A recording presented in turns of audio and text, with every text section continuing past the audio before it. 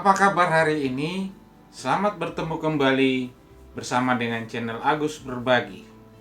Pada kesempatan ini, kita akan lanjutkan pembahasan kita masih dalam tekanan, tapi pada kesempatan ini kita akan lanjut dengan materi berikutnya, yaitu hukum Pascal. Hukum Pascal.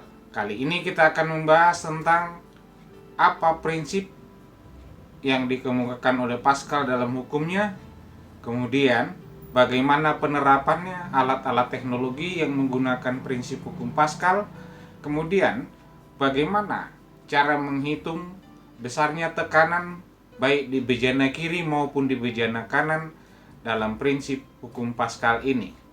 Mari kita sama-sama lihat pembahasannya berikut ini. Kesempatan ini kita akan membahas tentang hukum Pascal.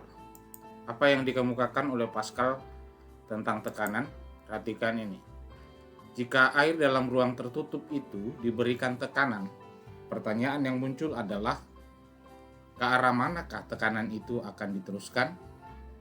Jadi kalau ada satu wadah dalam ruang tertutup diberikan tekanan, maka pertanyaan yang akan muncul adalah ke arah manakah tekanan itu diteruskan oleh zat cair itu? Nah, pertanyaan ini akan dijawab oleh Pascal melalui hukumnya yang kita kenal dalam tekanan ini sebagai hukum Pascal. Nah, menurut Pascal, tekanan yang diberikan pada zat cair di ruang tertutup akan diteruskan ke segala arah dengan sama rata. Sama rata dalam hal ini adalah tekanannya sama. Jadi kalau ada ruang tertutup kemudian diberikan tekanan yang sama, maka zat cair itu akan meneruskan tekanan itu ke segala arah dengan besarnya sama. Itu yang dikemukakan oleh Pascal dalam hukumnya. Kalau gambar ilustrasi ini saya berikan, misalnya ini sebuah bejana berbentuk seperti ini, kemudian pada 6 titik ada lubangnya, kemudian air di dalamnya ini, zat cair yang ada di dalamnya diberi tekanan, lalu ditekan dari atas, maka tekanan yang diberikan dari atas ini itu akan diteruskan oleh zat cair ini dan arahnya ke segala arah dan besarnya sama. Jadi tekanan yang berada di sini, kemudian di titik ini, di titik ini, di titik ini, dan titik ini dan titik ini, itu besarnya sama. Nah, ini prinsip yang disampaikan oleh hukum Pascal. Nah, nanti kita akan lihat bagaimana prinsip kerjanya. Nah, air ini akan memancar ke segala arah dengan tekanan yang sangat kuat, sama dengan tekanan yang diteruskan ini. Nah, baik. Penerapan hukum Pascal dalam kehidupan sehari-hari itu bisa kita lihat seperti alat-alat berikutnya. Misalnya ini rem hidrolik. Rem hidrolik pada kendaraan entah itu roda 2 atau roda 4. Itu prinsip kerjanya sebenarnya ketika ditekan, maka cairan di dalam rem ini akan meneruskan cairan itu yang memberhentikan ban ini. Nah, prinsip kerjanya seperti itu. Kemudian selain rem hidrolik, pompa hidrolik juga seperti itu, di dalamnya ada cairan. Kemudian dongkrak hidrolik. Dongkrak ini digunakan untuk mengangkat suatu beban, di mana ada tabung besar dan ada tabung kecil. Dan di dalamnya ada zat cair. Ketika ini ditekan, maka zat cair ini memberikan tekanan dan diteruskan tekanan ini itu yang mengangkat tabung besar ke atas yang mengangkat beban. Itu dongkrak hidrolik. Kemudian alat yang lain lagi yang prinsip kerjanya sama dengan itu adalah kempa hidrolik. Kempa hidrolik ini digunakan untuk memepatkan atau mengatur kapas sedemikian rupa, jadi kapasnya dimasukkan kemudian ditekan ke bawah, nanti akan semakin rapat kapasnya. Itu. Ini alat-alat dalam kehidupan sehari-hari yang prinsip kerjanya sama dengan atau didasarkan pada prinsip kerja hukum Pascal. Nanti kita lihat apa prinsip utamanya pada hukum Pascal. Nah, kalau kita perhatikan ini prinsip kerja mesin pengangkat mobil pada gambar, ini bekerja berdasarkan hukum Pascal. Dalam hukum Pascal ada yang disebut bahwa kita memberikan gaya sedikit untuk menghasilkan gaya yang luar biasa. Perhatikan gambar ini adalah bejana yang dimana ada diameternya berbeda antara A1, diameter A1 dan diameter A2. Nah, dalam proses ini ketika digunakan pada bejana kiri ini yang F1 ini diberikan tekanan ke bawah, di dalamnya ada zat cair dan zat cair ini diteruskan.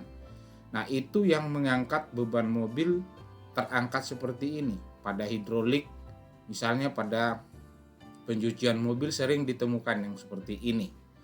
Nah, ini yang dimaksud bahwa tadinya itu tidak terlalu besar gaya yang diberikan di sini, tetapi begitu diteruskan oleh zat cair ini, itu akan menghasilkan gaya yang luar biasa. Coba bayangkan, kalau ini mobil diangkat, bisa diangkat nggak?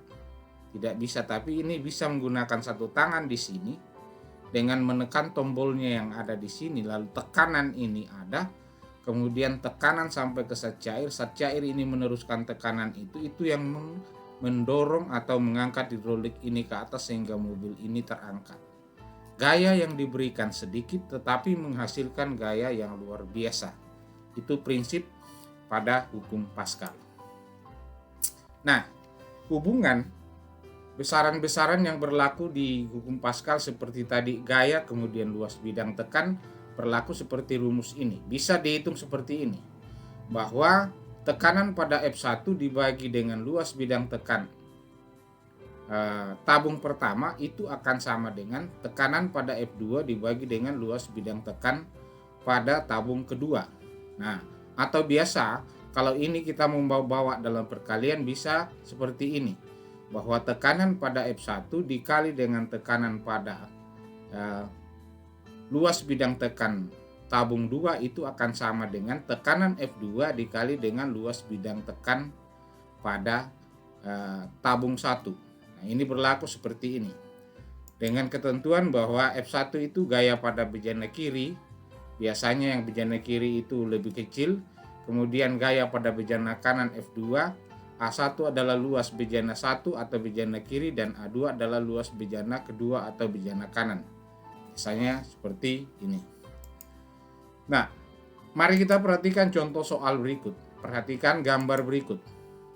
Nah, dalam gambar ini, dalam soal cuma dikatakan perhatikan gambar, kemudian suruhannya adalah kita disuruh menentukan berapa gaya pada F1 supaya keduanya seimbang.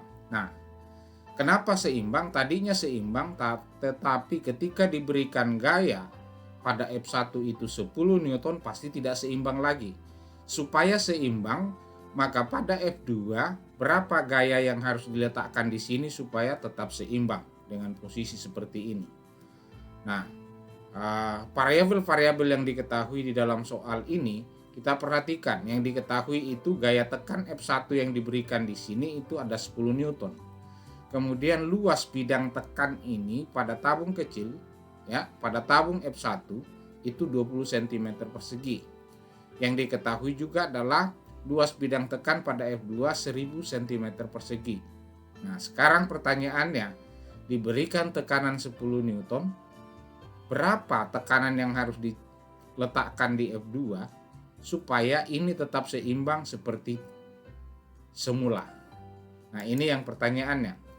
Nah, tadi diketahui F1 10 Newton, A1 ini 20 cm persegi, A2 ini 1000 cm persegi. Yang ditanya berapa tekanan yang ada di sini supaya setimbang. Mari kita selesaikan dengan rumus tadi. Perhatikan. Kita gunakan yang kedua tadi, bahwa F1 kali A2 sama dengan F2 kali A1. F1 kali A2, lihat, F1 kali A2 sama dengan F2 kali A1. Nah, sekarang masukkan nilainya. F1 10 Newton, A2 1000 cm persegi, sama dengan F2 dikali 20 cm persegi. Nah, sekarang selesaikan ini dulu. 10 Newton kali 1000 itu 10.000 Newton. Ya, sentimeternya kita coret karena itu habis, ya. Satuan centimeter persegi itu habis, maka tinggal satuan Newton. Maka di sini 10.000 Newton, sama dengan F2 kali 20. Sekarang kita tarik F2-nya, F2-nya sama dengan 10.000 Newton dibagi dengan 20, maka hasilnya adalah 500 Newton. Artinya apa? Setelah